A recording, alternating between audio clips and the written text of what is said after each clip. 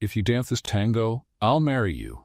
The billionaire mocked the waitress, but she did what no one expected. Before we begin, let us know in the comments which city you're watching from. And at the end, don't forget to rate this story from 0 to 10. Enjoy the story. Henry Scott, the most talked about billionaire in New York. Young, handsome, and with an ego as big as Wall Street. He held a glass of champagne like he held his own power, surrounded by businessmen and socialites, all eager for a single glance from him. Amid forced laughter, Henry showed off his arrogant charm until a tray slipped. The sound of breaking glass brought silence to the ballroom. At his feet stood Callie Brooks, the event's waitress, frozen, pale, her eyes locked on the expensive shoe she had just soaked. Henry looked down, then slowly raised his gaze.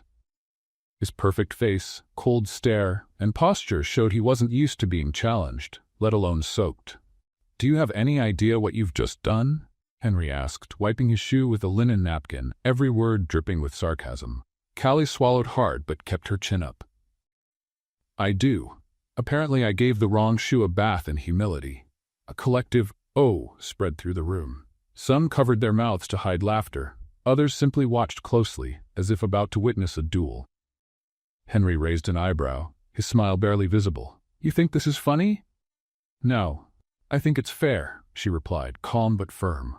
The billionaire leaned back slightly, sizing her up like she was an unusual object. He was the picture of arrogance. Custom suit, a watch worth more than Callie's car, and that look of someone who believed the world revolved around his tie. "That's bold coming from someone who serves drinks," he muttered. "And that's a pretty big ego for someone who can't handle a few bubbles," Callie shot back. Muted giggles rippled through the room. Henry took a deep breath, trying to stay composed. The orchestra, sensing the tension, stopped playing. Then he raised the untouched glass in his other hand, smiled at the guests, and said loudly, "Ladies and gentlemen, it looks like tonight just got more interesting." All eyes turned to him, waiting. "Since Miss Brooks enjoys a challenge," he went on, theatrically, "I have one for her. If you dance a tango with me right now, I'll marry you in front of everyone." A wave of laughter echoed around them. Cell phones began to rise discreetly. Callie stood still for a second. Then she smiled. A small, confident smile, dangerously bold. "Then get ready, Mr. Scott," she replied calmly, "because you're about to dance the most unforgettable tango of your life." The ballroom fell silent. Laughter faded from everyone's lips. Henry blinked, surprised. He expected shame. He expected begging. He didn't expect courage. "You're saying yes?" he asked, not quite believing it. "I'm saying I hope those new shoes glide well on the floor," she replied, extending her hand with playful irony. For a moment, Henry seemed to hesitate, but then, convinced the scene would work in his favor, he accepted the challenge. He took her hand, firm, almost dominant. The lights dimmed. The orchestra struck up a bold tango. The crowd moved in, curious. Henry led the first step, awkward, stiff, trying to show control. Callie followed smoothly, with calm confidence, her eyes locked on his. The contrast between them was striking. He used to power, she used to surviving. And she's the one who transformed the dance. With every step, Callie regained something she had lost long ago, lightness. Her feet moved with precision, her hips marked the rhythm with grace. The shy waitress vanished, replaced by a woman who owned the floor. A murmur spread through the crowd. No one expected her to know how to dance. Henry, on the other hand, started to lose the rhythm. He tried to take over, pulling her strongly, but Callie responded with subtle firmness, guiding him back to the music. She was leading. Soft laughter came from the crowd. The mighty Henry Scott was being led by a waitress. He tried to recover, but Callie spun and pulled him into a flawless move. The crowd held its breath. Henry almost lost his balance, and she caught him, steady, before he could fall. The room burst into applause and laughter. Henry, red-faced, tried to hide his embarrassment. "Are you enjoying yourself?" he murmured through gritted teeth. "Very much. Want to give up, Mr. Scott?" she teased, smiling. He didn't answer, but something in his eyes had changed. Arrogance gave way to something new, admiration, perhaps, or curiosity. The music swelled. Callie moved with passion, her red hair swinging under the golden lights. Every step sent a message, every look a challenge. Henry tried once more to take the lead, but it was too late. The audience was already captivated by her. The melody reached its peak. Callie spun firmly and finished the tango with a decisive step, making Henry kneel without even realizing it. The ballroom erupted in applause. Breathless, Henry tried to play it cool, adjusting his jacket. "Not bad for a waitress," he muttered, trying to sound sarcastic again. Callie gave a half smile. "Not bad for a man who can't dance." The crowd laughed. The tension turned into cheers and whistles. But then, a voice rang out from the back of the room. "That explains everything. This young lady is the daughter of Bethania Brooks, the legendary tango dancer." Everyone turned to Callie. She froze. Her eyes filled with tears, but her smile stayed. "It's true," she said softly. "Bethania Brooks was my mother." A respectful silence fell over the ballroom. Henry stared at her, surprised. "So you inherited her talent?" "No, Mr. Scott, I just inherited her courage not to bow my head," she replied. The crowd, now moved, started applauding on their feet. Callie took a deep breath, trying to hold back the tears. Henry, still unsure what to say, stepped forward. "Callie, No need, Mr. Scott," she cut him off with a smile. "I didn't dance for you. I danced for me. And for my mother." She stepped back, looked around, and added firmly, "Oh, and don't worry. I don't want to marry some spoiled rich guy who doesn't even know how to dance tango. I just did this to knock down your ego." The ballroom burst into laughter and applause. Henry stood there, stunned, watching as she walked away, head held high, her dress swaying to the rhythm of the music still echoing. At the door, Callie turned one last time. "Thanks for the stage, Mr. Scott. That was a great debut. Oh, and watch out for the shoe, champagne stains." And she left. The ballroom roared. Henry, alone at the center, took a deep breath. Still frozen, he felt something new, something all his money could never buy. True admiration. That waitress had challenged and disarmed him in a way he never expected. The next morning, Callie woke up to her phone vibrating non-stop. It was 6 a.m., and she was still in her waitress uniform from the night before. Half asleep, she grabbed her phone and saw dozens of notifications. Messages, likes, shares. Her heart raced. She opened the app and froze. The video of her dancing tango with Henry Scott had already passed 2 million views. The comments flew by. She crushed his ego. "Who is this tango goddess?" Henry Scott got humiliated live. Callie tossed the phone on the bed and rubbed her face. This couldn't be real. She just wanted to work, earn her paycheck, and go home quietly. But now, the whole world knew her face. The phone rang. It was Diane, the catering manager. "Hello?" Callie answered, trying to sound calm. "Callie, where are you?" Diane's voice was cold, almost sharp. "At home." "Why?" "Because you're fired." "Don't come back." Callie suddenly sat up in bed. "What?" "Diane, I just danced. I didn't do anything wrong." "You made headlines, Callie. Our clients don't want waitresses who draw attention. They want discretion. You ruined that." The call dropped. Callie stared at the phone, stunned, fired, for dancing well. She let out a dry laugh. Of course, because humiliating, arrogant billionaires isn't on the menu. The days that followed were a roller coaster. The media wouldn't stop talking about her. Some articles praised her, calling her the waitress who challenged Wall Street. Others mocked her, saying she was trying to get famous off of Henry Scott. The worst part was when they started digging into her life. They found out her mother, Bethania Brooks, had been a famous dancer in the 90s, but died young, leaving Callie alone. They found out she lived in a tiny apartment in the Bronx, worked 3 different jobs, barely able to pay her bills. Callie tried to ignore it, but it was impossible. Every time she went outside, someone recognized her. Some asked for photos, others laughed. She didn't know which was worse. A week later, she was sitting on her worn-out couch, eating instant noodles straight from the pot when the buzzer rang. "Who is it?" she asked, wary. "Delivery for Miss Brooks." Callie frowned. She hadn't ordered anything. She went downstairs and found a courier holding a thick, elegant envelope. "Please sign here." She signed and went back up, curious. She opened the envelope and found a handwritten letter on fancy stationery. The handwriting was flawless, almost annoyingly perfect. "Miss Brooks, I'd like to propose a professional partnership. I need a tango instructor to help me prepare for a gala event in 6 weeks. The payment will be generous. I look forward to hearing from you. Sincerely, Henry Scott." Callie read the letter 3 times before bursting into laughter. Real loud laughter, until her stomach hurt. "He's joking, right?" she muttered to herself. "He thinks I'm going to teach that rich guy to dance? After everything?" She crumpled the letter and threw it in the trash. But the next day, another letter arrived. Then another. And another. They all said basically the same thing. Henry Scott needed her. The pay would be fair, and he wanted to make things right. Callie tried to ignore it, but the truth was cruel. She was broke, unemployed, and the bills kept coming. On the fifth letter, he included a blank check. She looked at that thin piece of paper and sighed. Is this humiliation or desperation?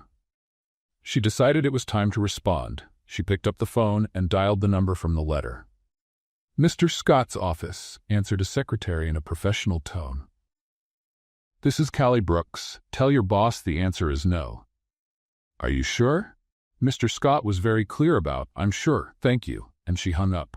2 hours later, Henry Scott was at her apartment door. Callie opened it and almost shut it again when she saw him. "How did you get my address?" "I have resources," he replied, smiling with that arrogance she knew too well. "Resources or invasion of privacy?" she shot back, crossing her arms. Henry sighed. "May I come in?" "No. 5 minutes." "3." He gave a small smile and walked in. The apartment was small, simple, but clean. Henry looked around curiously but didn't say anything rude. Callie noticed that and was surprised. "Well?" she asked, impatient. "I need your help," he said, straight to the point. "And I need peace, not happening." "Callie, I know I messed up that night. I was arrogant, rude, and you embarrassed me in front of everyone. And you know what? I deserved it." She blinked, surprised. "Wow, that was almost an apology." "It was an apology," he corrected her, serious. "And I'm here because I have an important event in 6 weeks. A gala dinner with international investors. There'll be a dance performance, and I need to be ready. If I mess it up, I lose a multi-million-dollar contract." Callie crossed her arms. "And why should I care about your millions? Because I'll pay you $50,000 for 6 weeks of lessons." The silence was heavy. Callie swallowed hard. $50,000. That could solve her problems for a whole year. But she couldn't accept. Not from him. "No," she said firmly. Henry frowned. "Why not?"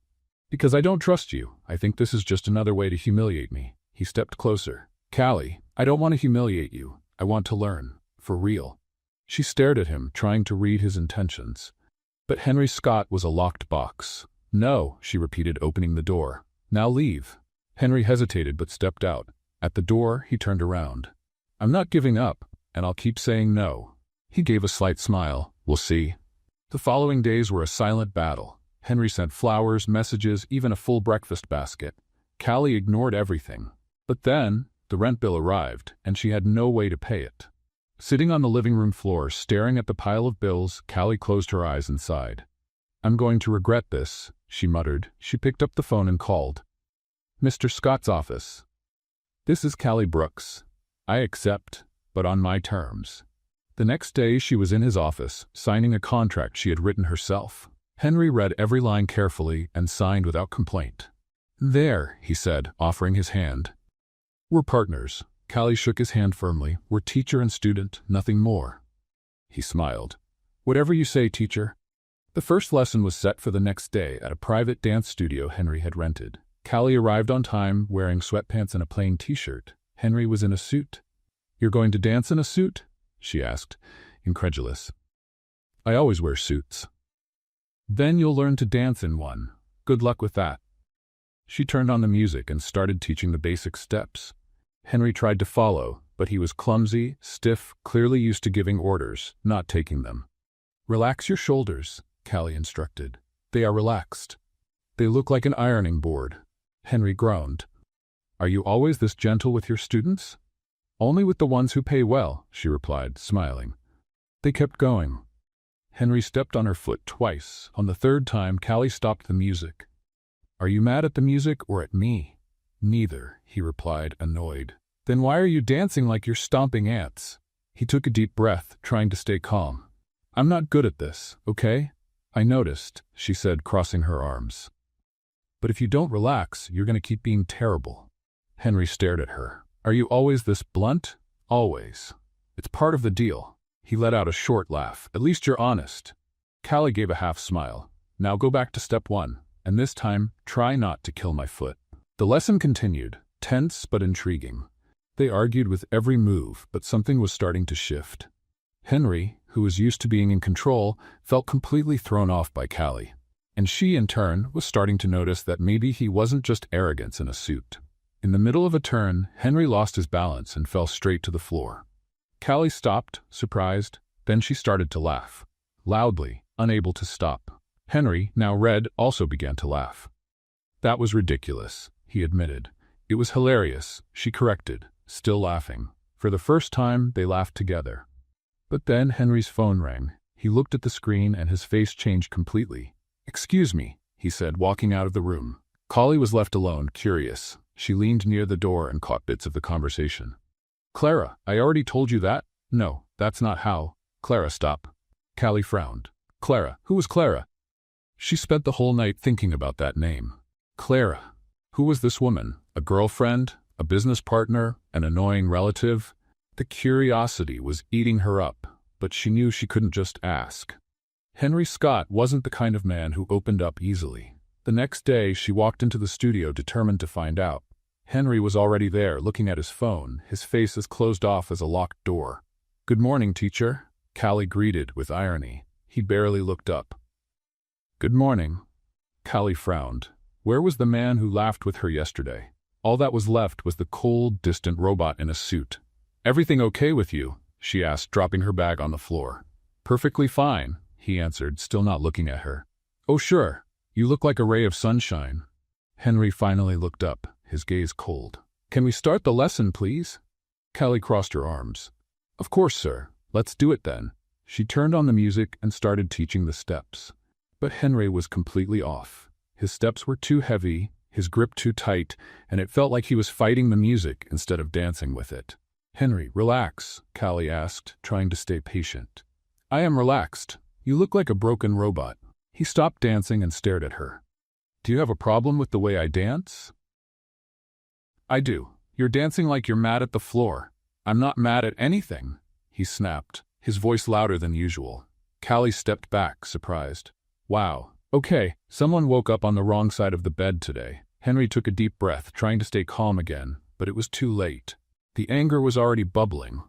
"You know what, Callie? Maybe the problem isn't me. Maybe you just don't know how to teach." Callie blinked, stunned. Then she started laughing, not out of humor, but out of sheer disbelief. "Oh, I see. So when you fall flat on your butt, it's my fault. When you step on my foot 3 times, it's my fault. Interesting." "I didn't say that." "Yes, you did. You just did. But you know what I think? I think you're mad about something else, and you're taking it out on me." Henry clenched his fists. "You don't know anything about me. I know you're a robot in a suit who can't deal with emotions." The silence that followed was heavy. Henry stared at her, his eyes dark with anger, but also something else. Pain, maybe. "You have no right to judge me," he said in a low, almost dangerous voice. Callie shrugged. "And I don't have patience for people who blow up for no reason. So if you want to keep doing these lessons, I suggest you stop acting like a spoiled child." Henry took a step forward, his face tense. "Spoiled? Spoiled," she confirmed, standing her ground. "You have everything, Henry. Money, power, influence. But you act like the whole world has done you wrong. And you know what? That's pathetic." He opened his mouth to respond, but nothing came out. He just stood there, looking at her with a mix of anger and surprise. Callie sighed and grabbed her bag. "I'm leaving. When you decide to act like a human being again, give me a call." She walked out and slammed the door. Henry was left alone in the studio, breathing hard, heart racing. He knew he had gone too far. He knew Callie was right, but admitting that was harder than dancing any tango. 2 hours later, Callie was sitting at a cafe near her home, drinking hot chocolate and trying to forget the horrible morning she'd had. She was about to order a slice of pie when her phone buzzed. It was a message from an unknown number. She opened it, curious. "Want to know who Clara is? Search Henry Scott wedding canceled." Callie frowned. Who was sending this? And why? But curiosity got the better of her. She opened her browser and typed in the words. The results popped up instantly. Billionaire Henry Scott left at the altar. Bride runs off with pianist hours before ceremony. Henry Scott in love scandal, betrayal and humiliation. Callie clicked one of the articles and started reading. The story was shocking. 3 years ago, Henry Scott was about to marry Clara Mitchell, an heiress from a well-known Boston family. Everything was ready, the church, the guests, the party. But just hours before the ceremony, Clara disappeared. She left a letter saying she'd fallen in love with someone else, a pianist who played at a small bar in Greenwich Village. The scandal was huge. Henry became a joke in high society. The press was relentless. Callie set her phone down and started laughing, not because she thought his pain was funny, but because the irony was just too much. The man who publicly challenged her to dance, jokingly proposing marriage, had once been left at the altar. It felt like something out of a bad movie. But then she stopped laughing, because suddenly a lot of things started to make sense. His coldness, his trouble trusting people. That explosive anger earlier that morning. Henry Scott wasn't just an arrogant billionaire, he was a man who'd been hurt. That night, Callie got a message from him. "Sorry about today. Can I see you?" She hesitated but replied, "Where?" "At the studio, please." Callie sighed, grabbed her coat, and went. When she arrived, Henry was sitting on the studio floor, leaning against the wall. Still in his suit, but his tie was loose and his hair slightly messy. He looked tired, human. "Hey," he said when he saw her. "Hey," Callie replied, staying by the door. Henry looked at his hands. "I was a jerk today." "You were," she said, not holding back. He let out a short, humorless laugh. "You don't make things easy, do you?" "Never have. Not starting now." Henry sighed and finally looked at her. "I want to explain. About today. About everything." Callie crossed her arms. "You don't owe me anything, Henry. I'm not your therapist. I know, but I want to." She hesitated, then sat on the floor too, a few feet away from him. "Then go ahead." Henry took a deep breath, like he was about to jump off a cliff. 3 years ago, I was going to get married. The woman I loved, or thought I loved, left me at the altar. She ran off with another guy, a pianist who played in some rundown bar. Callie said nothing, just listened. Everyone found out, the media, friends, business partners. I became a punchline, and since then, I stopped trusting people. I stopped believing anyone could want me for who I am, not for what I have. He paused, voice lower now. "That's why I acted the way I did at the gala. I was trying to prove to myself that I was still in control, that no one could hurt me again. Then you showed up, and danced with me, and totally caught me off guard." Callie felt something stir in her chest. Maybe empathy. Maybe worse. "And the call yesterday?" she asked. "Was it her?" Henry nodded. "She calls from time to time, apologizing, wanting to talk. I never answer. Yesterday I did. It was a mistake." Callie stayed quiet for a moment, then sighed. "Look, Henry, I get it. You've been hurt. We all have in one way or another. But that doesn't give you to lash out at people who are just trying to help." He nodded. "I know, and I'm sorry, really." Callie looked at him, trying to decide if she believed him. Deep down, she did. "All right," she said at last, "but if you blow up again, I'm gone. And this time, I won't come back." Henry smiled, just a little, but it was genuine. "Fair enough." Callie stood and held out her hand. "Let's start over. No yelling, no robot in a suit. Deal?" He took her hand. "Deal." They stayed there a while longer, talking about random things, laughing at silly jokes, and for the first time Callie saw Henry Scott not as an arrogant billionaire, but as a real person. Flawed, wounded, human. By the time she left the studio, it was late. The sky was dark, and the New York streets glowed under the streetlights. Callie picked up her phone to call a cab and saw a new message from an unknown number. She opened it, heart suddenly racing. "They'll destroy you too." Callie froze, read the message again, then looked back at the lit-up studio where Henry still was. Who sent that? And why? She put her phone away and started walking, but she couldn't shake the feeling that something wasn't right. Callie spent the whole night staring at that message. "He'll destroy you too." The words felt like they were burning through her phone screen. Who was sending that? And why did they care so much about what was going on between her and Henry? The next morning, she woke up determined to ignore it. It was probably just some bitter ex-employee of Henry's, or maybe some obsessed fan of Clara. Rich people always had hidden enemies around. She wasn't going to let one anonymous message ruin the work she had been doing. But when she got to the studio, something felt different. She felt different. More cautious, more distant. Like there was an invisible wall between her and Henry. Henry noticed right away. "Good morning, teacher," he greeted with a smile. "Good morning," Callie replied without looking him in the eyes. She dropped her bag in the corner and went straight to turn on the music. Henry frowned. "Everything okay with you?" "Perfectly fine. Shall we begin?" He shrugged and got into position. The lesson started, but something was off. Callie taught the steps in a mechanical way, without her usual energy. She corrected his mistakes with short phrases, none of the playful teasing that used to make them both laugh. Henry tried to make small talk a few times, but she avoided it, until he finally stopped mid-move. "Okay, what's going on?" "Nothing. Keep dancing." "Callie, you've barely looked at me today. What happened?" She sighed and crossed her arms. "Nothing happened, Henry. I'm just doing my job." "Ah, I see. So now we're just being professional, is that it?" "We've always been," she replied coldly. Henry stepped forward, his look questioning. "Last night we talked, we laughed, you said we were going to start over, and now you're acting like I'm a stranger." "What changed?" Callie hesitated. She couldn't tell him about the message, not without sounding paranoid or dramatic. So she simply said, "Nothing changed. I just remembered where I stand here." Henry was quiet for a moment, processing. Then he gave a half smile. It wasn't a happy one, it was teasing. "Ah, so that's it. You're scared." Callie blinked. "Scared of what?" "Of trusting me." She laughed, without humor.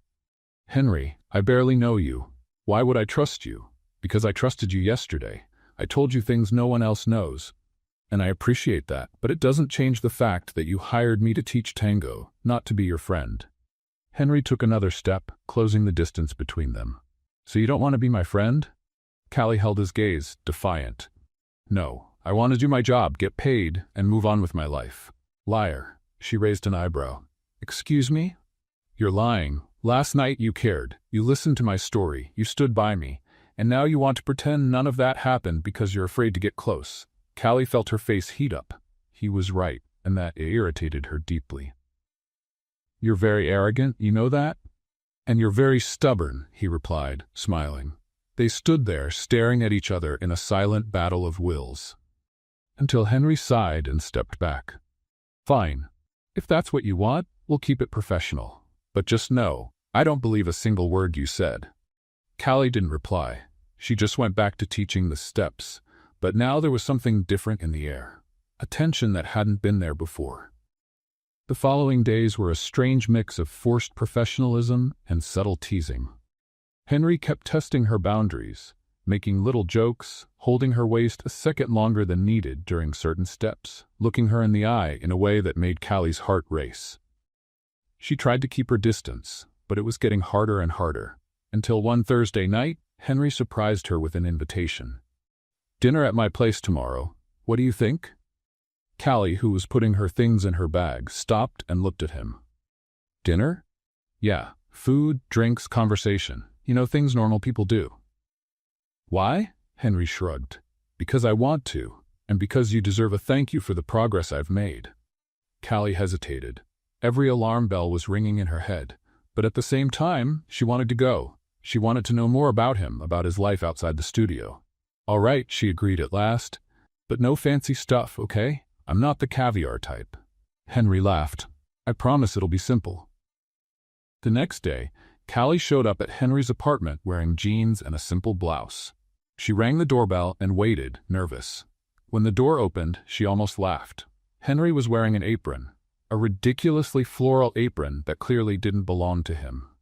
"Don't laugh," he said seriously. "This apron belonged to my grandmother."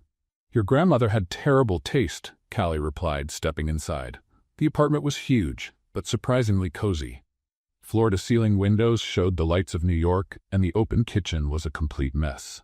"You're cooking?" Callie asked in disbelief. "Trying," he corrected. "But it's not going so well?" She walked over to the stove and saw a pot with something that was supposed to be tomato sauce, but looked more like lava. "Henry, what is this?" "Carbonara sauce." Callie picked up the spoon and tasted it. She made a face. "This isn't carbonara. This is a crime against Italy." He crossed his arms, pretending to be offended. "Oh, so now you're a chef too?" "No, but I know carbonara doesn't have ketchup. I didn't put ketchup in it." "Then why does it taste like burnt ketchup?" Henry looked at the pot, confused. "I honestly don't know." Callie started laughing, and so did Henry. The tension from the past few days melted away in that ridiculous moment. "Step aside," she said, pulling off his apron. "Before you burn down the apartment." "I was doing fine. You were creating biological weapons." Callie took over the kitchen while Henry watched, leaning against the counter, smiling. She made a simple pasta, sautéed garlic and fresh tomatoes, and in 20 minutes, a decent dinner was ready. "Here. This is real carbonara," she announced, serving the plates. They sat at the table, and Henry brought a bottle of wine. When he tried to open it, the cork popped so hard that wine splashed right onto Callie's shirt. "Henry, sorry, I swear that wasn't on purpose." Callie looked at her soaked shirt and started laughing. "You're a walking disaster, you know that?" "I'm starting to realize that," he admitted, grabbing a dish towel. They ate between laughter and light conversation. Callie shared funny stories from jobs she had, and Henry surprised her with childhood memories that were unexpectedly simple. After dinner, Henry had a brilliant idea: dessert. "Henry, please don't," Callie begged. "Trust me, I don't." But he was already mixing ingredients in a bowl. 5 minutes later, the smoke alarm went off. Black smoke poured out of the oven. "What did you put in there?" Callie yelled, opening the windows. "Brownies. I just followed the recipe." The recipe didn't say to set it on fire. They managed to shut off the alarm, but the apartment was filled with smoke. Callie looked at Henry, covered in flour, with a chocolate smear on his face, and burst out laughing. You're impossible." Henry laughed too. And suddenly, the two of them were laughing so hard they could barely breathe. When they finally calmed down, they just stood there, looking at each other. The kitchen was a mess, smoke hung in the air, and dinner had been a disaster, but something had changed. Henry stepped closer. Callie didn't move away. He lifted his hand and gently wiped a bit of flour from her cheek. The touch was soft, almost hesitant. "Callie," he murmured. She swallowed hard, her heart racing. "Yes. I wanted." But he didn't finish the sentence. Instead, he leaned in and kissed her. It started soft, almost shy. But then Callie responded, and something between them snapped. The kiss deepened, intense, filled with all the tension built up over the past few weeks. When they finally pulled apart, both were out of breath. "That was unexpected," Callie whispered. "It was," Henry agreed, smiling. They stayed there for a few more seconds, just looking at each other, until Callie remembered where she was. I need to get my phone," she said nervously. "I left it in the living room." "Of course." Callie walked to the living room, trying to process what had just happened. Her heart was still pounding, and her lips tingled. But then she saw it. On the coffee table, half hidden under a magazine, was a document. The word "confidential" was printed at the top, and below it, her name, Callie Brooks. She picked it up, hands trembling, opened the first page, and froze. It was a full investigation. Her job history, address, even old photos of her with her mother. Henry had investigated her, without permission, without saying a word. "Callie?" His voice came from the kitchen. "Did you find your phone?" She didn't answer. She just stood there holding the document tightly, the anger rising in her chest. Henry appeared in the doorway, smiling, but the smile vanished when he saw what she was holding. "Callie, what is this?" she asked, her voice low and dangerous. "I can explain." "Explain what, Henry?" "That you investigated me like I'm some kind of criminal? That you went through my life without asking?" "It's not like that," he said, taking a step forward. "Then what is it?" she shouted, throwing the document on the table. "You decided you had the right to know everything about me before hiring me? Or did you think I was hiding something?" "Callie, I just wanted to make sure that—" "Make sure of what? That I wasn't a con artist? That I wasn't going to steal your things? Congratulations, Henry. You did it. You found out everything about me, even things I barely remembered." Tears began rolling down her face, but they weren't tears of sadness. They were tears of anger. "I trusted you," she said, her voice breaking. "I really thought you had changed, but you're still the same, thinking you can buy everything, even people."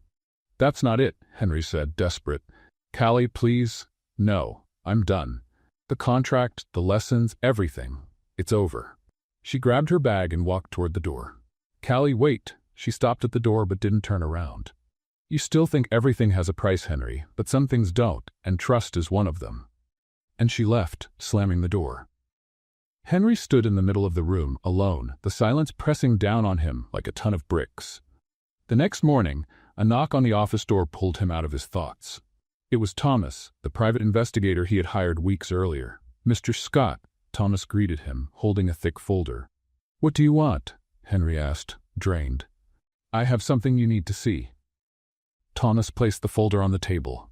On the cover, written in bold letters, "Callie Brooks, full dossier." Henry looked at it, his stomach turning. He wasn't sure if he wanted to open it, but he knew he had to. With hesitant hands, Henry opened the folder. The first pages held information he already knew: Callie's work history, old addresses, financial records. Nothing unusual. Then he turned the page and froze. There was an old, faded photo. A girl, maybe 10 years old, smiling next to an elegant woman. Bethania Brooks, Callie's mother, and beside them, a man in a suit. His face was partly cut off, but something about the image unsettled Henry. He kept reading, and what he found took his breath away. Callie's father hadn't just disappeared. He had a name.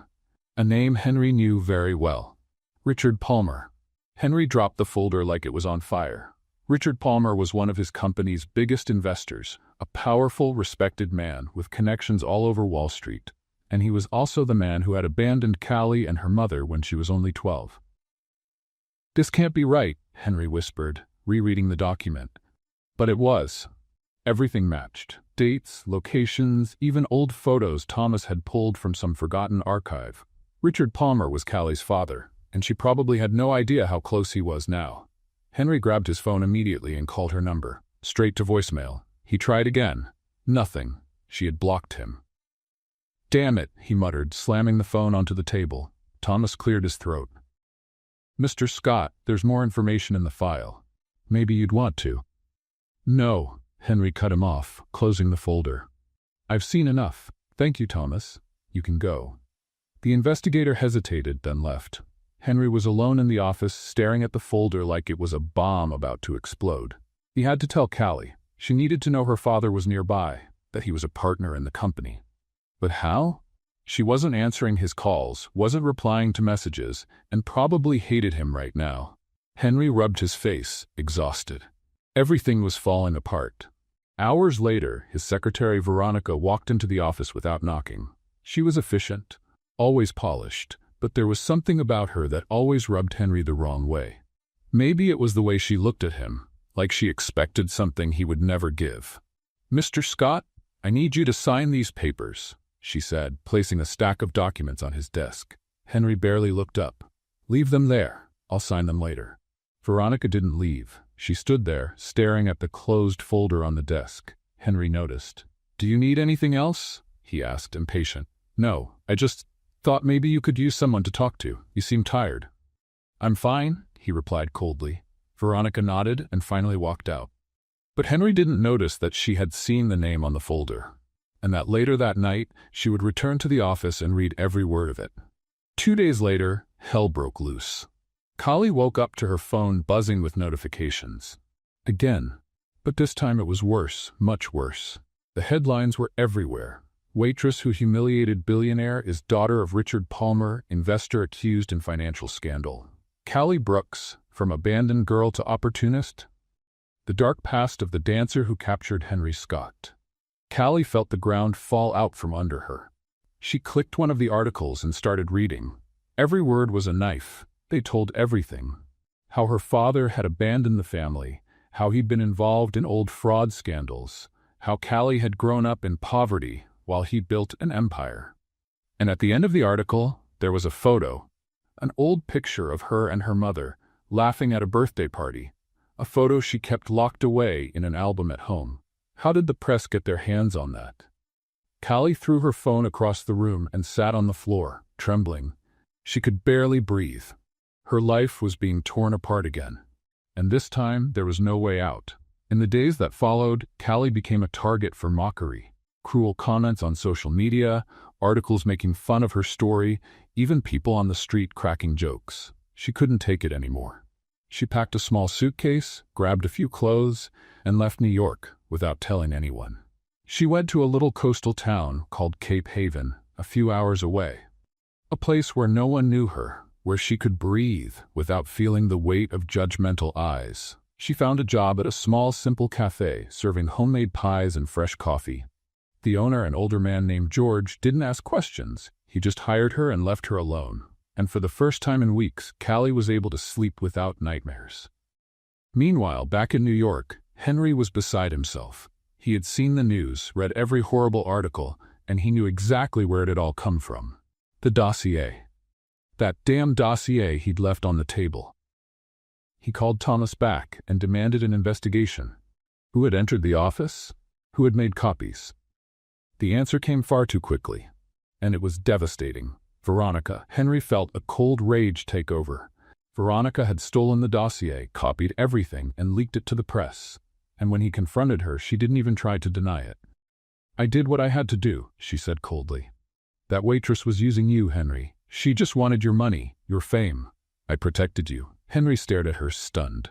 "You destroyed her life. You exposed secrets she didn't even know about. So what?" Veronica snapped, her eyes shining with something dangerous.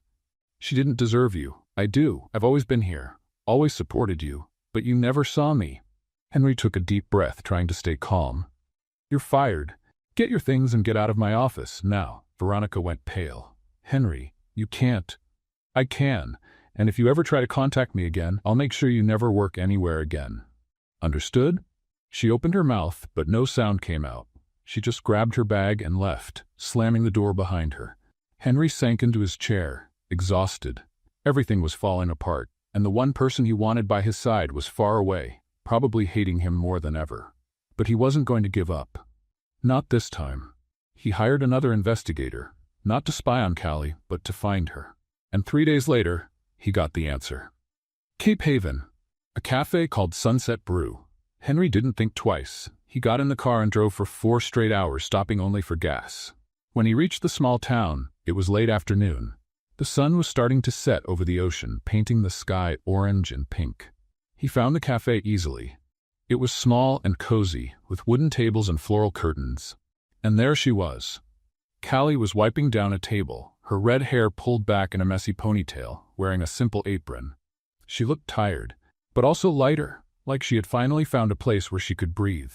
Henry walked in slowly, and when the bell above the door rang, Callie looked up and froze. "You," she said, her voice filled with restrained anger. "Hi," said Henry, unsure what else to say. Callie dropped the cloth on the table and walked over, her eyes blazing. "What are you doing here?" "I came to find you. I need to talk to you." "There's nothing to talk about," she replied coldly. "You've said enough. Or better yet, your dossier said it all." "Callie, I didn't leak that. It was my secretary. I fired her the moment I found out." She crossed her arms. "And does that change anything? You investigated me, Henry. You invaded my privacy, uncovered things I didn't even know, and stored it all in a file like I was a problem to be solved. I know. I made a mistake. A huge one.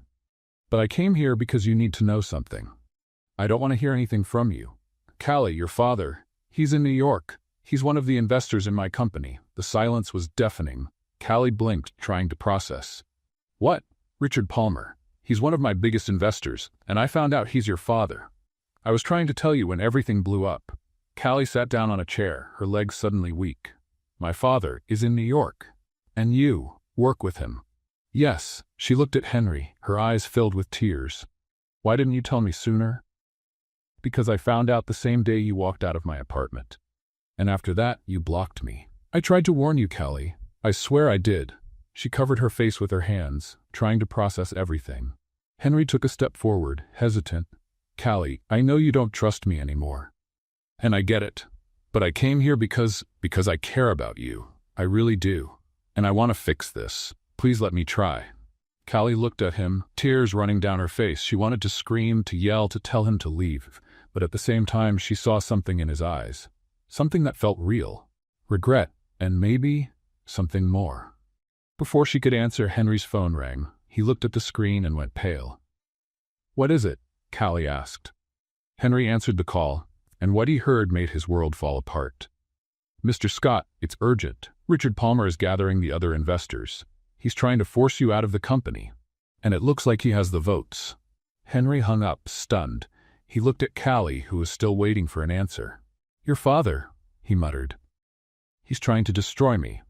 Callie looked at Henry, seeing the panic in his eyes. Part of her wanted to say he deserved it, that it was karma.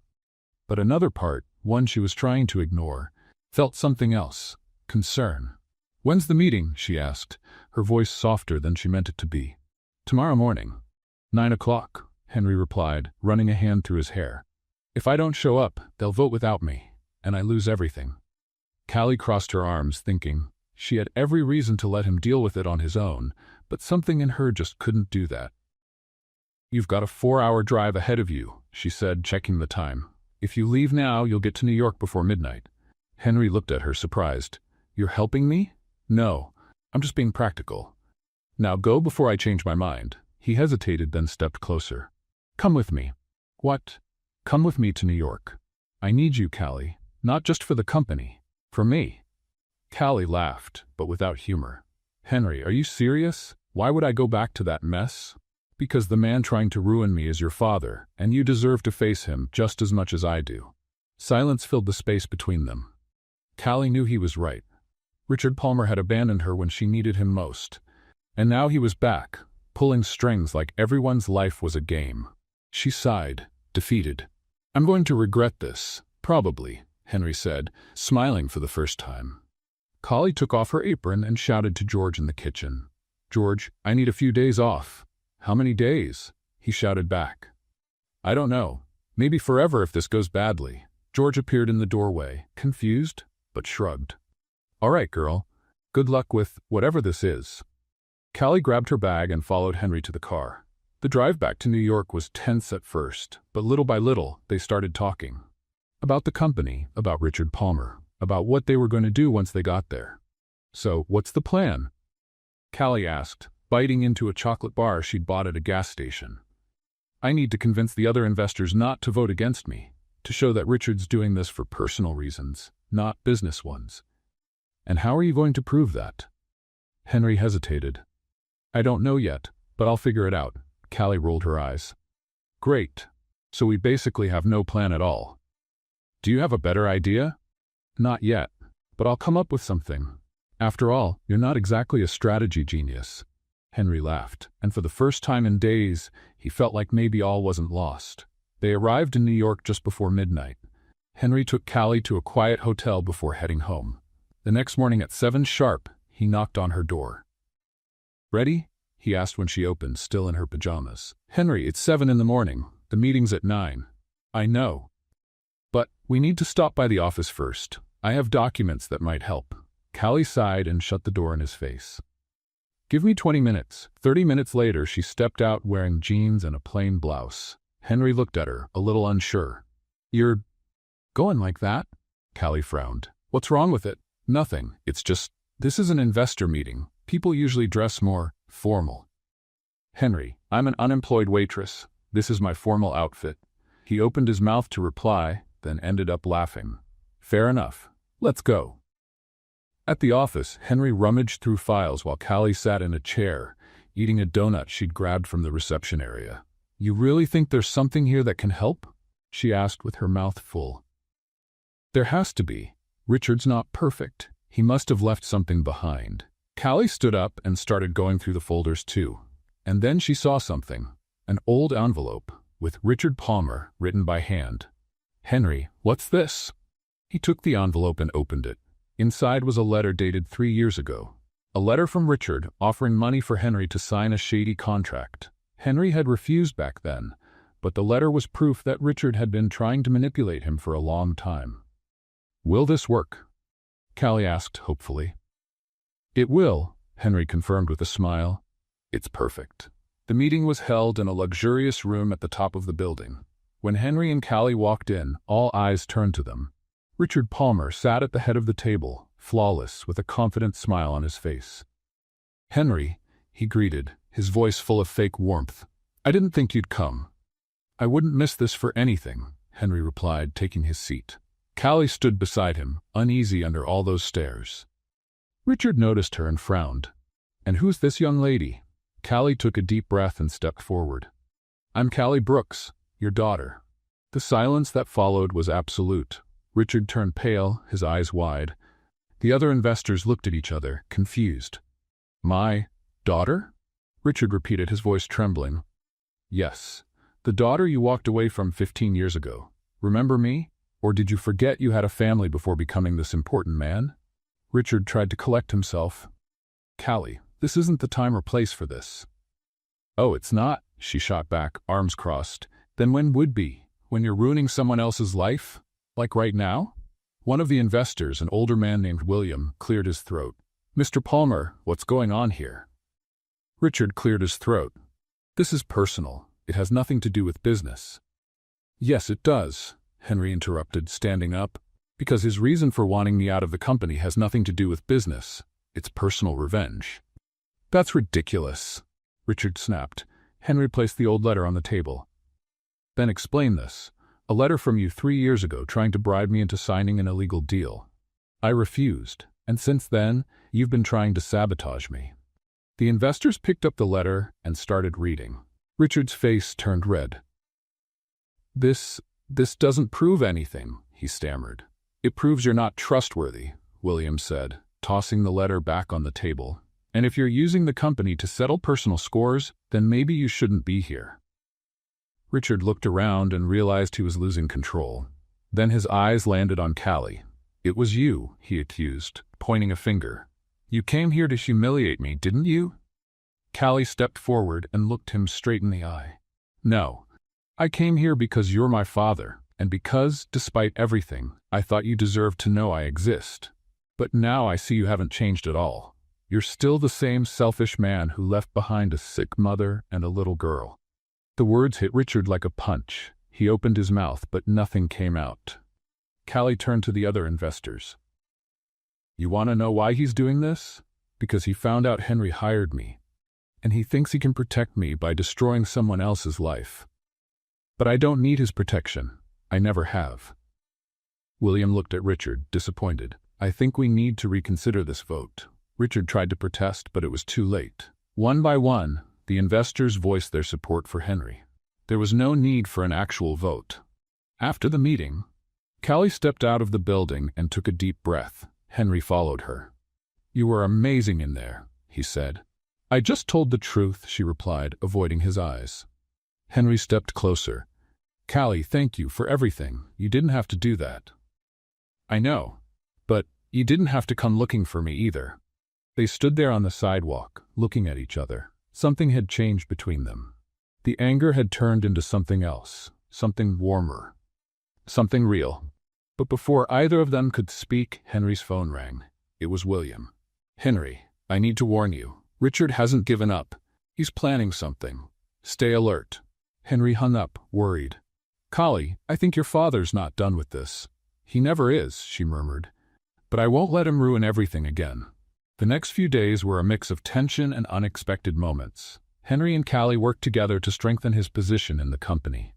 They met with investors, reviewed contracts, and even came up with a ridiculous disguise to sneak into a secret meeting where Richard was planning his next move. Callie wore a blonde wig and huge glasses while Henry dressed up like a pizza delivery guy. I look ridiculous, Henry complained in the elevator. You're ridiculous, Callie said, laughing. Despite the chaos, something was growing between them. Shared laughter, glances that lasted longer than they should, hands brushing accidentally. But Richard Palmer was watching, and he didn't like what he saw. A week later, Henry invited Callie to an important business party. It was a gala event, and he needed to show strength in front of his partners. You want me to go? Callie asked, surprised. I do. I need you there. Besides, you deserve a good night after everything. Callie hesitated, but eventually said yes. On the day of the event, she got ready carefully, wearing a simple but elegant dress she had bought from a discount store. When Henry saw her, he was speechless. You look beautiful, he managed to say. Callie blushed. Thanks. You don't look too bad yourself. The party was full of important people. Music, champagne, elegant conversations. Callie felt out of place, but Henry stayed close to her, proudly introducing her to everyone as the woman who saved my company. Everything was going fine, until Richard Palmer showed up. He walked up to the stage and asked for everyone's attention. The room went silent. Good evening, he began, his voice steady. I'd like to make an important announcement. Henry felt his stomach turn. Callie squeezed his hand, tense. I recently discovered something disturbing about Mr. Henry Scott, Richard went on. A few months ago he made a bet with a friend, The bet was to win over a woman, just to prove his power. And that woman is here tonight. All eyes turned to Callie. She went pale. "That's not true," Henry whispered, desperate. But Richard kept going. "I have proof. Messages, recordings, everything is documented. Henry Scott used my daughter as part of a cruel game." The room exploded with murmurs. Callie looked at Henry, her eyes full of tears. "Callie, you have to believe me," he begged. "I never did that. You were never part of any bet." But she couldn't hear him. The pain was too much. Feeling used, betrayed, she let go of his hand and ran out. Henry tried to follow her, but was surrounded by reporters and angry guests. His reputation was destroyed. And Callie, the one person who truly mattered, was gone. The next few days were a nightmare for Henry Scott. The headlines wouldn't stop. Billionaire makes cruel bet with waitress. Henry Scott, the man who turned love into a game. Wall Street scandal, investors abandon Scott's company. Each article was worse than the last. And the worst part? No matter how many times he denied it, no one believed him. The so-called proof Richard Palmer had mentioned was never made public. But the damage was already done. Contracts started disappearing. One by one, major clients canceled deals.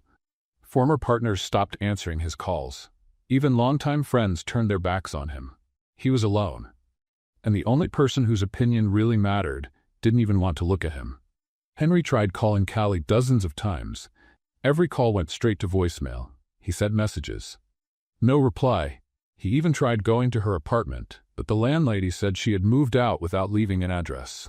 Callie had vanished, and with her, any hope Henry had left. Meanwhile, Callie was rebuilding her life. Again. She moved back to the Bronx, rented a tiny room above a laundromat, and tried to forget everything that had happened. But nights were hard. She woke up thinking about Henry, the way he looked at her, the laughter they shared, and then she'd remember the party. Richard's words, the humiliation. She didn't know who to trust anymore, but one thing she knew. She wasn't going to let it destroy her. Not again. Callie started visiting a small community studio in the neighborhood. It was a simple place, with worn wooden floors and cracked mirrors, but it had soul. And when she saw a poster looking for a volunteer dance instructor, she didn't think twice. The owner of the studio, a woman named Dorothy, hired her on the spot. "You've got fire in your eyes, girl," Dorothy said, smiling. "That's exactly what we need here." The first classes were small, only 3 students showed up, but Callie taught with passion, showing basic tango steps, correcting posture, making jokes to ease the tension. And little by little, more people started coming. In 2 weeks, the studio was packed. People of all ages came to learn. Nervous teenagers, retired women, even a firefighter trying to impress his girlfriend. Callie felt alive again. She wasn't dancing for money. She wasn't dancing to prove anything. She was dancing because she loved it, and that made all the difference. What she didn't know was, Henry was watching. He had found out where she was through a former employee who still respected him. And every Tuesday and Thursday night, Henry went to the studio, stood across the street, and watched through the window. He saw Callie laughing, teaching, shining, and it made his chest tighten. She was doing well, maybe even better without him. But he couldn't stop going. One night, Dorothy was organizing a small community performance. Nothing big, just the students showing what they had learned to friends and family. Callie agreed to coordinate everything. The day of the performance arrived. The small auditorium at the community center was packed. Rows of plastic chairs, kids running through the aisles, and the smell of popcorn in the air. Callie was backstage helping the students get ready when she heard a stir in the audience. "It's him! The guy from the scandal. Henry Scott is here." Callie felt her stomach twist. She moved closer to the curtain and peeked out. And there he was, sitting in the back row, trying not to draw attention, but clearly being recognized by a few people. Annoyed murmurs started spreading. Someone shouted, "Get out of here, liar!" Another added, "We don't want people like you here." Henry lowered his head, clearly embarrassed, and started to stand to leave. But before he could, Callie stepped onto the stage. "Everyone, may I have your attention, please?" she said, her voice steady. The room fell silent. All eyes turned to her. Callie took a deep breath. "I know many of you recognize the man sitting in the back, and I know what you might be thinking, but before you judge, I'd like to say something." She looked directly at Henry, who was still standing, frozen. No one learns to dance without missing a step. Everyone stumbles, everyone falls, and everyone deserves a chance to try again. The silence was complete. Henry stared at her, eyes shining. I don't know if he did everything they say he did, Callie continued. But I know he showed up here. And that means something. So if you don't mind, I'd like him to stay. Because this performance is about new beginnings, and we all deserve one. People looked at each other. Some still seemed unsure, but little by little they started nodding. Dorothy, sitting in the front row, was the first to clap. Others followed. Henry, emotional, nodded at Callie and sat back down. The performance was a success. The students danced with pride, and the audience applauded each routine. At the end, Callie bowed, and the whole room gave a standing ovation. When everything was over, Henry waited outside the community center. Callie came out about half an hour later, carrying a box of decorations. Hi, he said, nervous. Hi, she replied without stopping. Henry followed her. Callie, thank you for what you did in there. I didn't do it for you. I did it because it was the right thing to do. I know, but still, thank you. They walked in silence for a few steps. Then Henry stopped. Callie, you need to know, that bet, it never happened. Richard made it up. I would never do that to you. Callie stopped too, but didn't turn around. And how do I know you're telling the truth? You don't. But I swear on my grandmother's memory, the only person who ever believed in me, that I never used you. What I feel for you is real. Callie finally turned, her eyes full of tears. And what exactly do you feel for me, Henry? He stepped closer. I love you. I know I don't have the right to say that after everything, but it's the truth. I love you, Callie. Tears ran down her face. I don't know if I can believe you.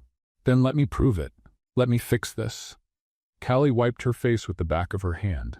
How? Henry thought for a moment. The studio. Dorothy told me you need renovations. Let me help. Henry, I don't need your charity. It's not charity, it's a way to show that I care. About you. About what you're doing. Please. Callie hesitated. Every part of her wanted to tell him to leave, but another part, a stubborn, hopeful part, wanted to give him a chance. All right, she finally agreed. But on one condition. What is it? This isn't forgiveness. It's a new beginning, and you're going to have to work hard to earn back my trust. Henry smiled, relieved. I'll work every day if that's what it takes. It will take that, she said, smiling just a little. In the days that followed, Henry showed up at the studio every single day. He painted walls, fixed mirrors, even installed a new floor with help from a carpenter. Callie watched him, torn between frustration and something she didn't want to admit, hope. Little by little, they started talking again. Just small things at first. About the renovation, the students, the weather, but slowly the conversations grew deeper. And the chemistry returned. Slow, careful, but it was there. 2 weeks later, Dorothy called Callie into her office. She was holding a fancy envelope. This came for you today, she said, handing it over. Callie opened it and read. It was a job offer, a position with a dance company in Buenos Aires. The same company her mother had danced with years ago. The salary was excellent, the opportunity, one of a kind. But it meant leaving New York, leaving the studio, leaving Henry. Callie folded the letter, her heart heavy. When do I have to respond? By the end of the week, Dorothy replied. But Callie, this is the chance of a lifetime. You can't turn it down. Callie nodded but didn't say a word. That night, she stayed up late, staring at the letter. Buenos Aires, her mother's dream. Her dream too. But now there was something else, something she hadn't expected to feel again. Henry. And for the first time in a long while, Callie didn't know what to do. Callie spent 3 days looking at that letter like it was an impossible puzzle. Buenos Aires, the city where her mother had shined, the city she had always dreamed of dancing in. But now there was Henry, and the studio, and a life that was finally starting to make sense again. On the 4th day, she gathered the courage to show him the letter. Henry was painting the last wall of the studio when she arrived. He had paint in his hair, on his shirt, even on his face. Callie couldn't help but laugh. You look like an abstract painting, she said. Thanks. I was trying to start a new fashion trend, he replied, wiping his hands on a rag. What do you have there? Callie took a deep breath and handed him the letter. Henry read it silently, his face turning serious. Buenos Aires, he murmured, giving the letter back. That's amazing, Callie. It is, she agreed, waiting for more. Henry forced a smile. You're going to accept it, right? Callie blinked, surprised. You think I should? Of course. It's the chance of your life. Dancing where your mother danced, living her dream, your dream. How could you say no? She crossed her arms. So you want me to go? Henry hesitated. For a moment, it looked like he was about to tell the truth. But then he smiled again, a smile that didn't quite reach his eyes. I want you to be happy, and if Buenos Aires makes you happy, then yes, I want you to go. Callie felt a tightness in her chest. She had hoped he'd ask her to stay, that he'd say he needed her. But he didn't say any of that. All right, she said, putting the letter away. Then I'll accept it. Henry nodded but didn't say another word. He just went back to painting the wall, his movements stiffer than before. Callie walked out of the studio with a lump in her throat. She couldn't tell if she felt relieved or disappointed. 2 days later, she called the dance company in Buenos Aires and accepted the offer. Her flight was scheduled for the following week. Dorothy organized a small farewell party at the studio. The students brought cakes, soda, and even put together a surprise performance for Callie. She cried, laughed, and promised to come back and visit them. Henry was there, standing off to the side, watching it all with a sad smile. When the party was over and everyone had left, Callie and Henry were alone in the empty studio. Moonlight came in through the windows, casting soft shadows on the freshly painted floor. So this is it, Callie said, trying to sound casual. I'm leaving tomorrow morning. I know, Henry replied, hands in his pockets. They stood there still, the silence heavy between them. Then Henry took a step forward. Callie, I need to tell you something before you go. What? He took a deep breath. I lied when I said I wanted you to go. I don't. I want you to stay. But I can't ask you that, because it would be selfish. You deserve to follow your dreams. Callie felt tears sting her eyes. Henry? Let me finish, he said, his voice shaking. You changed my life, Callie. You showed me that not everything can be bought, that some things, some people, are too precious for that. And I love you. I know I've said it before, but now it's different. Now I understand what it really means. Tears streamed down her face. I love you too, you idiot. Henry smiled, eyes glistening. Then we have a problem. We do, she agreed, smiling through the tears. He stepped closer. If you dance that tango in Buenos Aires, I'll be in the audience. I promise. Callie laughed through her tears. You promise? I promise. And then he kissed her. A slow, sweet kiss, filled with everything they hadn't managed to say. When they pulled apart, they were both breathless. Stay with me tonight, Henry said. Before you go. Callie nodded, unable to speak. They spent the night together at his apartment. They talked about everything and nothing, laughed at silly memories, and finally let themselves be completely honest with each other. Henry talked about his lonely childhood, about how he always felt the need to prove himself. Callie spoke about her mother and the fear of not being good enough to follow in her footsteps. And between the serious conversations, there were funny moments. Like when Henry tried to make pancakes for breakfast and burned every single one. Seriously, how do you manage to burn pancakes? Callie asked, laughing as she opened the windows to clear the smoke. It's a talent, he said, tossing the pan into the sink. A terrible talent. They ended up ordering bagels and coffee, and they ate sitting on the living room floor, watching the sunrise through the window. When it was time to head to the airport, Callie already had her suitcase in hand. Henry insisted on driving her. The ride was quiet. Neither of them knew what to say. At the airport, Henry carried her suitcase to the check-in counter. So this is it, Callie said, trying to smile. This is it, Henry repeated.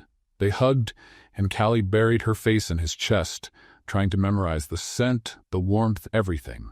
I'm gonna miss you, she whispered. Me too, but you're gonna be amazing out there, I know it. Callie stepped back, wiping her face. You promised you'd be there. And I will, he said firmly. Front row. She smiled, not sure if she should believe him, but she wanted to.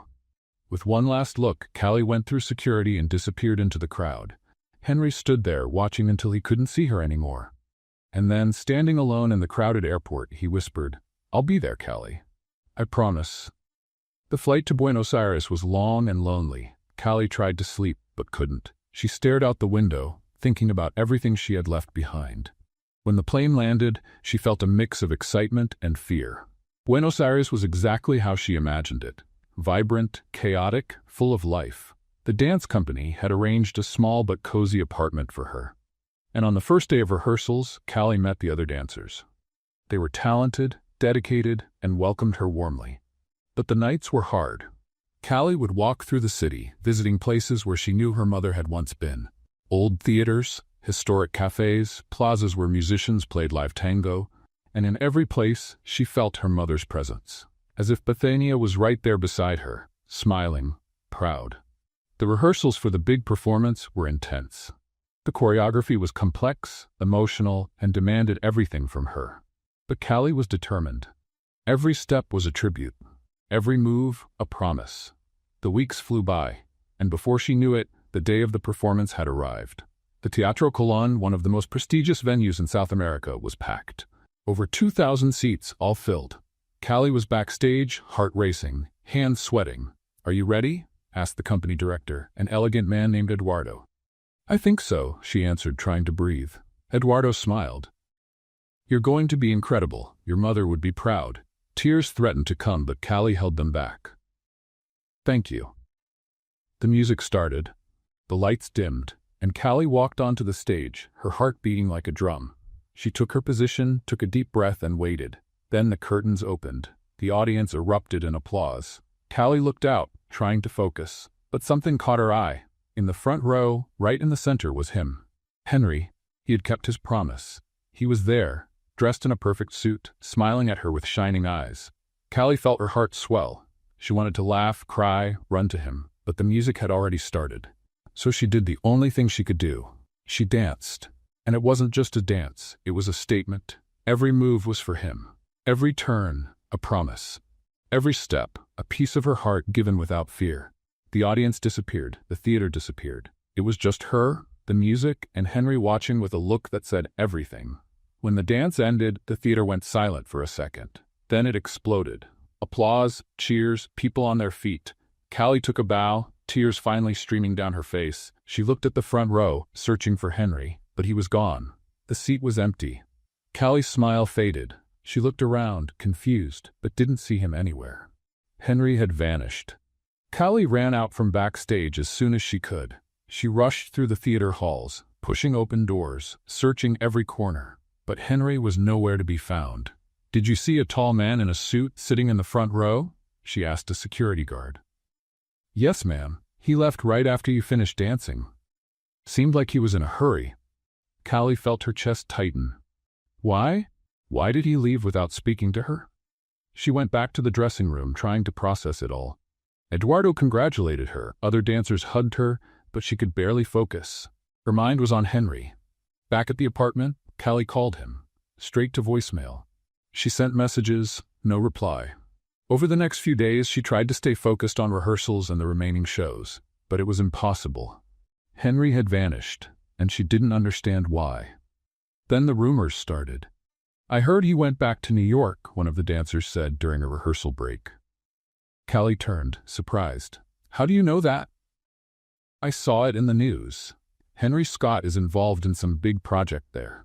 A donation, I think. I didn't catch the details." Callie grabbed her phone and searched. And there it was. Headlines about Henry Scott donating millions to charity. But the details were vague. She felt even worse. He had left without saying a word. No explanation. As if she didn't matter. 2 weeks later, Callie made a decision. She called Eduardo and asked to end the season early. "But we still have 3 more performances," he said, concerned. "I know, and I'm sorry, but I need to go home." Eduardo sighed, but understood. "Are you sure?" "I am." 3 days later, Callie was on a plane back to New York. She looked out the window, watching Buenos Aires fade into the clouds, and felt a mix of relief and sadness. When the plane landed in New York, she took a cab straight to the Bronx. But, as the car passed through downtown, she saw something that made her ask the driver to stop. It was a huge sign in front of a newly renovated building. Bethania Brooks Dance School, in honor of a legend. Callie got out of the cab, her heart racing. She walked to the entrance and pushed the glass door open. The inside was beautiful. Shiny wooden floors, spotless mirrors, perfect lighting. and on the main wall, a giant photo of her mother, young and radiant, dancing tango. Callie covered her mouth with both hands, trying to hold back tears. "Can I help you?" a kind receptionist asked. Who founded this school?" Callie managed to ask. "Mr. Henry Scott. He donated most of his fortune to build community dance schools throughout the city. This is the main one." Callie felt her chest fill with emotion. Henry had done this for her mother. But then she looked around and frowned. There was no mention of her name anywhere. No plaque, no dedication. Nothing. "Is there any more information about the foundation?" she asked, trying to hide the disappointment. "There's a commemorative plaque in the back. Would you like to see it?" Callie followed the receptionist to a smaller room. On the wall was a bronze plaque with the names of the founders and sponsors. Henry Scott was listed at the top. But Callie's name wasn't there at all. She left the school feeling empty. Henry had done something incredible, but he had left her out of it. Or worse, he had chosen not to include her. Back at the tiny apartment in the Bronx, Callie dropped her suitcase on the floor and sank into the couch. She didn't know if she was angry or hurt, maybe both. Then there was a knock at the door. She opened it and found a courier holding an elegant envelope. "Delivery for Miss Brooks." Callie signed for it and took the envelope. She recognized the handwriting immediately. It was from Henry. With trembling hands, she opened it and pulled out a letter.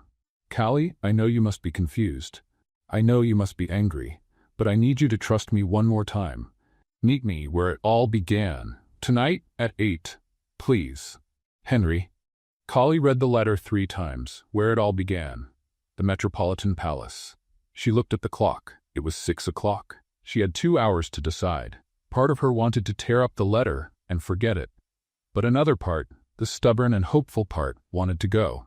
With a sigh, she pulled out the only decent dress she had and started getting ready. At 7:45, Callie stood in front of the Metropolitan Palace. The building was lit up, just like that night months ago. But now it was empty. No event, no guests. She pushed the door open and walked in. The ballroom looked exactly as she remembered. Crystal chandeliers, shining floor, orchestra set up in the corner. And standing in the center of the room was Henry. He wore a flawless suit, his hair perfectly styled, and he was holding a red rose. When he saw her walk in, he smiled. That smile that always made her heart race. "You came," he said, relieved. Callie crossed her arms, trying to stay firm. "You have exactly 5 minutes to explain why you disappeared in Buenos Aires and why my name isn't on that school." Henry took a step forward. "Can I have 10 minutes? I've got a lot to explain." 5, she insisted. He laughed. "All right, 5 minutes." Henry took a deep breath, like he was about to jump off a cliff. "I left Buenos Aires because I needed to come back here to finish everything. The school, the documents, the renovations. I wanted everything ready before you came back. And why didn't you tell me? Because I wanted it to be a surprise. And because I was afraid you'd tell me not to do it, that you'd think it was charity again." Callie felt her anger soften a little. "And my name? Why isn't it anywhere?" Henry gave a slight smile. "Because your name is going somewhere else, somewhere more important." He held out his hand. Callie hesitated but finally took it. Henry led her to the center of the hall, where a projection began to appear on the floor. Images of documents, blueprints, and then a photo of her and her mother. "The Bethania Brooks School is just the beginning," Henry explained. "I donated most of my fortune to create a foundation. A foundation that will support talented dancers who don't have the means. Scholarships, classes, equipment, everything." The images continued. And then the name of the foundation appeared. Callie Brooks Foundation for the Arts. Callie gasped. "Henry, your name isn't on the school because it's going to be on something bigger," he continued, voice full of emotion. "Something that will help hundreds of people. Just like you helped me." Tears streamed down her face. She couldn't speak.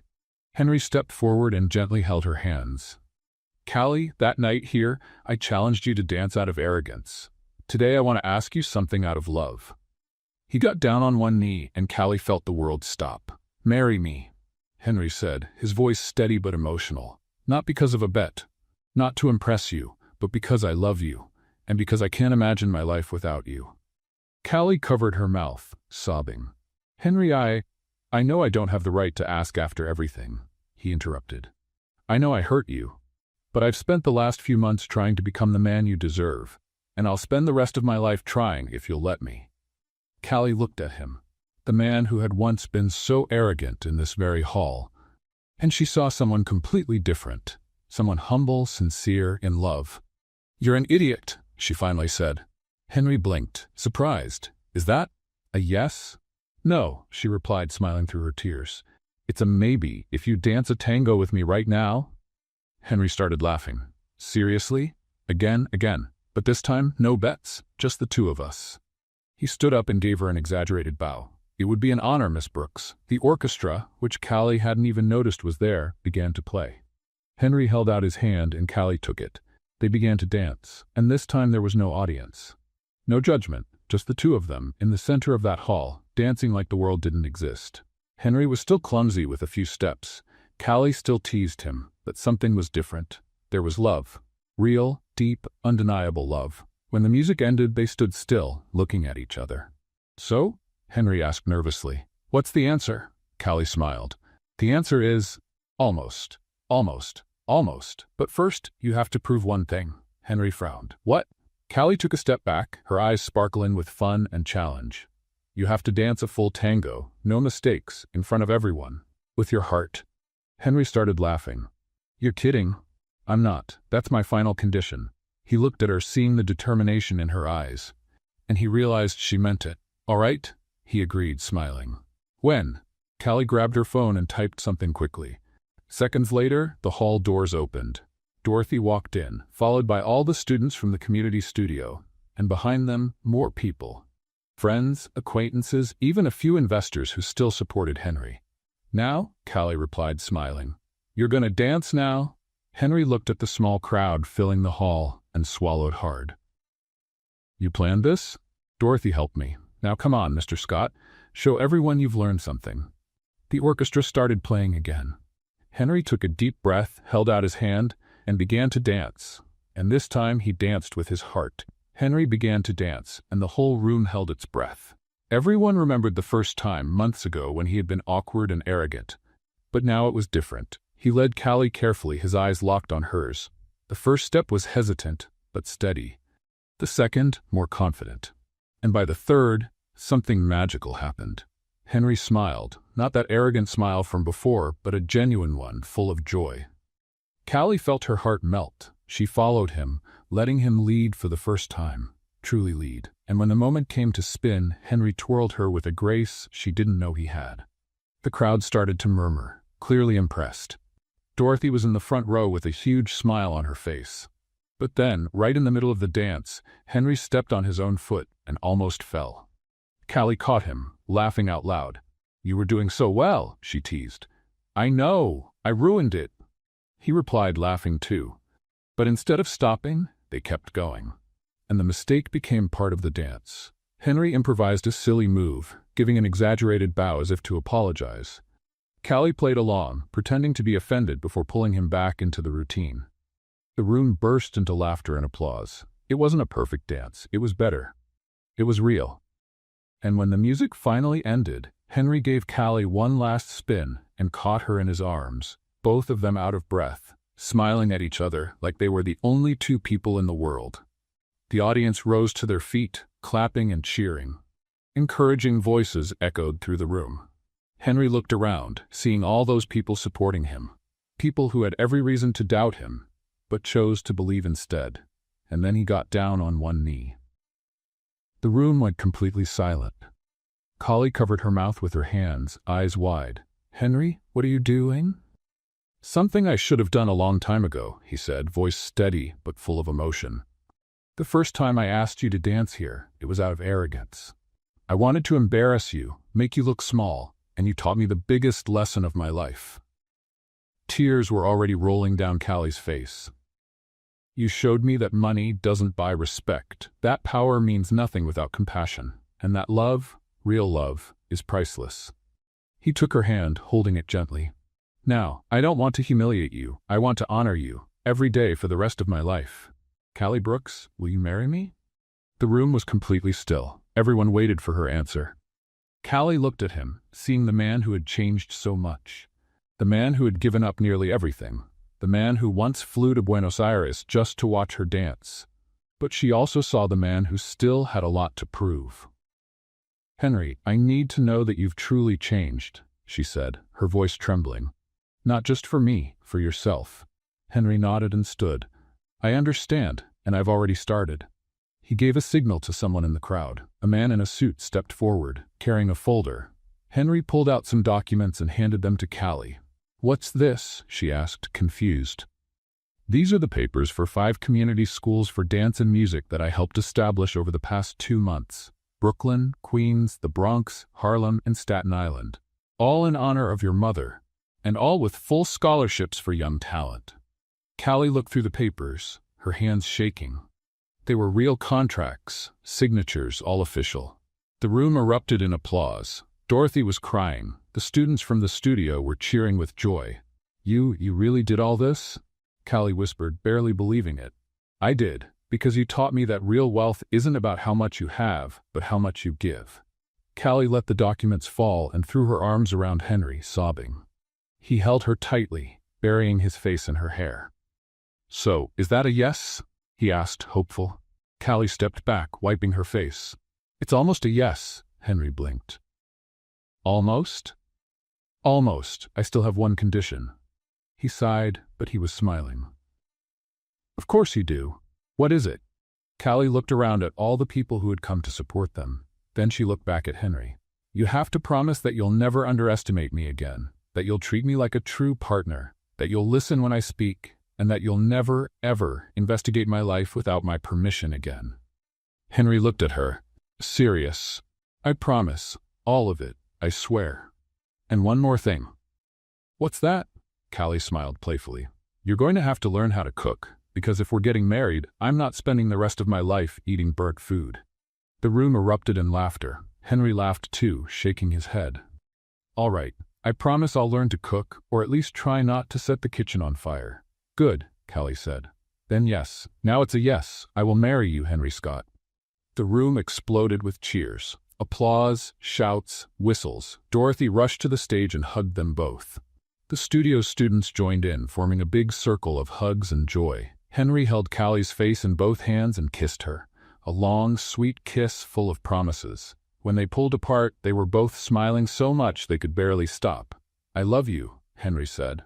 "I love you too, even if you're terrible in the kitchen," Callie replied, laughing. The party that followed was spontaneous and chaotic. The orchestra kept playing, people danced, and someone showed up with champagne no one knew where it came from. Dorothy pulled Henry aside. "You're lucky, young man. That girl is pure gold." "I know," he agreed, watching Callie laugh with the students. "I'm very lucky. And you'd better not mess this up," Dorothy warned, pointing a finger at him. "Because if you hurt her again, you'll have to answer to me." Henry laughed. "Yes, ma'am.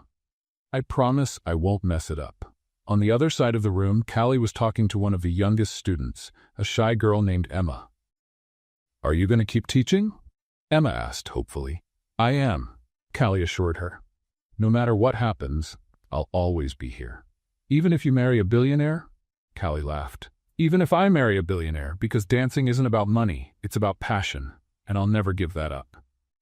The evening went on with more dancing, more laughter, and plenty of stories being shared. Henry even tried to give a speech, but froze halfway through and asked Callie to finish it for him. "I just want to thank all of you," Callie said, holding Henry's hand, "for believing in us, for giving us a second chance, and for reminding me that no matter how many times we fall, we can always get back up and dance again." The room applauded, moved. When the party finally started to wind down, it was past midnight. Henry and Callie stayed behind in the empty hall, sitting on the floor, leaning against the wall. "So now we're really getting married," Callie said, still processing it. "Looks like it," Henry replied with a smile. "Are you nervous?" "A little? You?" "Terrified." Callie laughed. "At least you're honest." They were quiet for a moment, just enjoying each other's company. "Callie," Henry said suddenly, "there's something I haven't told you." She turned to him, alert. "What is it?" "Your father, Richard Palmer, he reached out to me last week." Callie tensed. "What did he want?" "To apologize. For the scandal, the lie about the bet. He said he was trying to protect you, just in the wrong way." And you believed him? Henry shrugged. I'm not sure, but he asked if he could be at the wedding. He said he wants a chance to make things right. Callie closed her eyes, thinking it over. And what did you say? That it's your decision, not mine. She was quiet for a long moment. Then she sighed. I don't know if I'm ready to forgive him, but maybe someday. Maybe at the wedding he can be there. From a distance. Henry nodded. Whatever you want. I support you. Callie rested her head on his shoulder. Thank you for telling me. Always, he promised. They stayed there until almost 2 in the morning, talking about the future, about their plans, about the life they were going to build together. And when they finally got up to leave, Callie looked around the hall one last time. This is where it all started, she whispered. And this is where everything begins again, Henry added, taking her hand. They walked out of the Metropolitan Palace hand in hand, ready for the next chapter in their lives. But before they could leave completely, Callie stopped. Henry? Yes? You do know you'll have to plan an entire wedding now, right? Decorations, food, guests. Henry went pale. I hadn't thought of that. Callie laughed. Relax, I'll help, but only if you promise not to hire anyone to investigate the caterers. I promise, he said, laughing too. The months that followed were a whirlwind of organized chaos. Callie discovered that planning a wedding was harder than choreographing an entire show. There were flowers, invitations, the menu, music, and a million other decisions she never imagined she'd have to make. Henry tried to help, but his suggestions usually made things more complicated. How about hiring 5 different orchestras? He suggested one afternoon while they were reviewing options. Callie looked at him like he'd grown a second head. Henry, this is a wedding, not a music festival. But it would be impressive. It would be ridiculous. One orchestra. Just one. He sighed, defeated. All right, you're the boss. Dorothy became the unofficial official wedding planner. She showed up at Callie's apartment almost every day with new ideas, cake samples, and very strong opinions about everything. This dress is lovely, but you need one with more sparkle, she said, showing pictures. Dorothy, I don't want to look like a disco ball, Callie protested. You won't. You'll look like a princess. In the end, Callie chose as a simple, elegant dress with delicate lace and a short train. When Henry saw her at the rehearsal, he was speechless. You look ridiculous? Callie asked, a little unsure. Perfect. You look perfect. The wedding day finally arrived. It was a sunny autumn morning, with blue skies and the trees in Central Park painted in shades of gold and red. The ceremony was set to take place outdoors, in a private garden that Henry had rented. White chairs lined up, flowers everywhere, and a decorated arch where they would exchange their vows. But as expected, not everything went according to plan. The florist delivered red roses instead of peach ones. The photographer arrived an hour late, and the cake, which was supposed to have 3 tiers, showed up with only 2 because the top one had fallen off along the way. This is a disaster, Callie muttered, staring at the mangled cake. Dorothy shrugged. Sweetheart, there's no such thing as a perfect wedding. What matters is the ending. Callie took a deep breath and nodded. You're right, let's keep going. Guests started to arrive. Friends, students from the studio, Henry's coworkers, and even some investors who had come back to support him. The garden was full, but the atmosphere was light and joyful. Then, as Callie waited backstage, getting ready to walk down the aisle, she saw someone she wasn't expecting. Richard Palmer. He was standing near the last row of chairs, wearing a simple suit, his face tense. When their eyes met, he gave a small wave. Callie hesitated. Part of her wanted to send him away, but another part, the part that was learning to forgive, just nodded back. The music began. Callie gripped the bouquet tightly and started walking down the aisle. Everyone stood, turning to look at her. But she only had eyes for Henry. He was standing at the altar, perfectly dressed, his eyes full of emotion. And when she reached him, he whispered, "You're the most beautiful thing I've ever seen." "You're not too bad yourself," she replied, smiling. The officiant began the ceremony. He spoke about love, about commitment, about 2 people who found each other in the most unlikely of circumstances. Then came the vows. Henry took Callie's hands, took a deep breath, and began.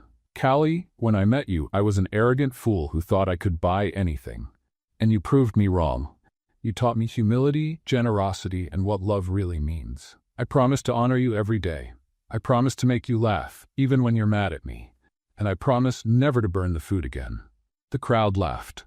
Callie was crying and laughing at the same time. "And I promise to dance with you. Always. No matter how many times I step on your feet." Callie wiped her face and began her vows. "Henry, you've gotten on my nerves since day one. But you also showed me that it's possible to change, to grow, and to become someone better. You believed in me when no one else did. You gave me hope when I thought I'd lost everything. And you loved me even when I didn't make it easy. I promise to stand by your side. I promise to tease you when you're being stubborn. And I promise never to let you cook alone." The guests burst into laughter. Henry was smiling so much it looked like his face might crack. The officiant concluded the ceremony. "By the power vested in me, I now pronounce you husband and wife. You may kiss the bride." Henry didn't wait to be asked twice. He pulled Callie close and kissed her, as the entire garden erupted in applause and cheers. The reception that followed was exactly what Callie had wanted. Nothing too formal, just people who loved each other, having fun. The food was delicious, the music was perfect, and the two-tier cake turned out to be more than enough. During the celebration, Richard Palmer approached Callie timidly. "Can I speak with you?" he asked nervously. Callie looked at Henry, who gave an encouraging nod. She led her father to a quieter corner of the garden. "Thank you for letting me come," Richard said, his voice shaking. "I didn't deserve it." "No, you didn't," Callie replied bluntly. "But I'm learning that forgiveness isn't about who deserves it. It's about moving forward." Richard wiped his eyes. "I made a lot of mistakes with you and your mother, and I know I'll never be able to fix that. But if you give me a chance, I'd like to try to be a real father. Even if it's late." Callie was silent for a moment. Then she sighed. "One chance. Just one. Don't waste it." Richard nodded, emotional. "I won't. I promise." They went back to the party, and Callie felt something let go inside her.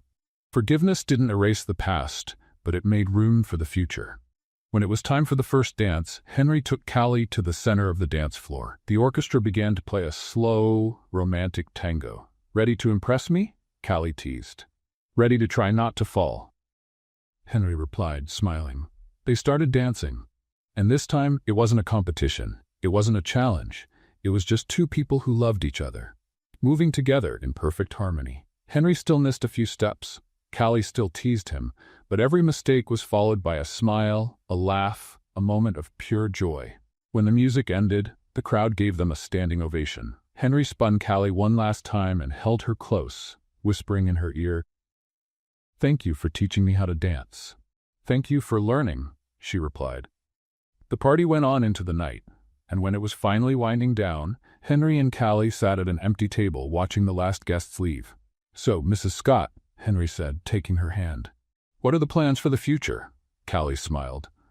"Well, I was thinking about expanding the dance schools, maybe open a few more in other states." "I love that idea. What else?" "I want to keep teaching. No matter how big we get, I'll never stop teaching," Henry nodded. "And I'll support you in everything." "What else?" Callie looked at him, her eyes shining. "And I want us to keep dancing. No matter what happens, I want us to set aside time every week just to dance together." "Deal," said Henry, standing and holding out his hand. "How about we start now?" Callie took his hand and they returned to the empty dance floor. No music, no crowd, just the two of them under the soft lights of the garden. And they danced, a slow, improvised tango, full of love and promises. "Let's never use tango as a challenge again," Callie murmured. "Never again," Henry agreed. "Only as a language of love."